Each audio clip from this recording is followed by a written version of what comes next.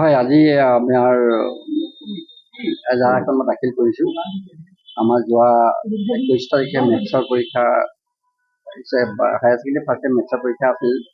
যদিও 20 তাৰিখে question paper leakage হোৱা বুলি অল অভাৰ আছাম যিহেতু খবৰ এটা বিয়পি পৰিছিল আৰু আমাৰ স্কুল এডুকেশ্যন বৰ্ডে এটা নিৰ্দেশ দিছিল যে আপোনালোকৰ পৰীক্ষাটো যিহেতু বাতিল কৰা হৈছে আৰু যিখিনি কুৱেশ্যন পেপাৰ আমাৰ ইতিমধ্যে স্কুলবিলাকত গৈছে সেইখিনি কালেকশ্যন কৰিব লাগে।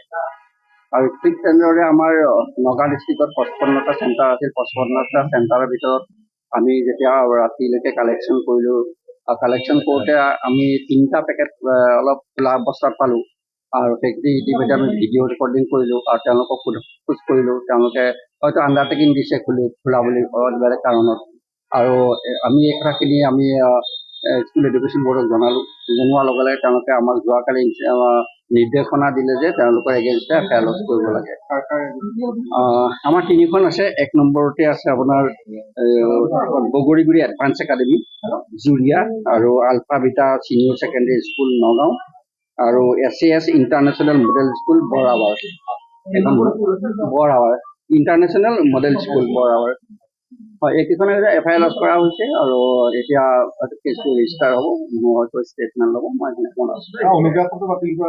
মই এইটো আমাৰ যিহেতু ষ্টেট এডুকেশ্যন বৰ্ডে কৰিব নিশ্চয় কৰিব, কিবা এটা ব্যৱস্থা নিশ্চয় ল'ব।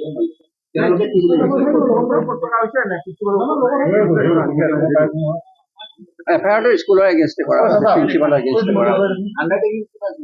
হয়, তেওঁলোকে আণ্ডাৰটেকিং দিছে। হয়তো তেওঁলোকে লিখিছে যে এজনে লিখিলে যে মই গুড ইণ্টেনশ্যনত খুলিছোঁ, এজনে লিখিছে মই যিটো পৰীক্ষা নহয় বুলি গম পালোঁ, মই প্ৰেক্টিচ কৰিবৰ কাৰণে খুলিছোঁ, এনেকুৱা ধৰণৰ স্বীকাৰ কৰিছে। 3জনে স্বীকাৰ কৰিছে। Thank you. হয়, আজি আমাৰ এজাহাৰ এখন মই দাখিল কৰিছোঁ। আমাৰ যোৱা 21 তাৰিখে মেথছৰ পৰীক্ষা হায়াৰ ছেকেণ্ডেৰী ফাৰ্ষ্ট টাইম মেথছৰ পৰীক্ষা আছিল। যদিও 20 তাৰিখে কুৱেশ্যন পেপাৰ লিকেজ হোৱা বুলি অল অভাৰ আছাম যিহেতু খবৰ এটা বিয়পি পৰিছিল আৰু আমাৰ স্কুল এডুকেশ্যন বৰ্ডে এটা নিৰ্দেশ দিছিল যে আপোনালোকৰ পৰীক্ষাটো যিহেতু বাতিল কৰা হৈছে আৰু যিখিনি কুৱেশ্যন পেপাৰ আমাৰ ইতিমধ্যে স্কুলবিলাকত গৈছে সেইখিনি কালেকশ্যন কৰিব লাগে।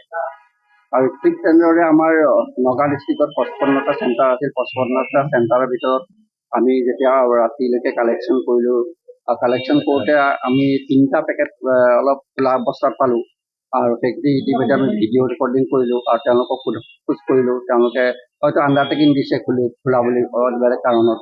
আৰু আমি এই কথাখিনি আমি স্কুল এডুকেশ্যন বৰ্ডক জনোৱাৰ লগে লগে তেওঁলোকে আমাক যোৱাকালি নিৰ্দেশনা দিলে যে তেওঁলোকৰ এগেইনষ্টে এফআইআৰ লজ কৰিব লাগে।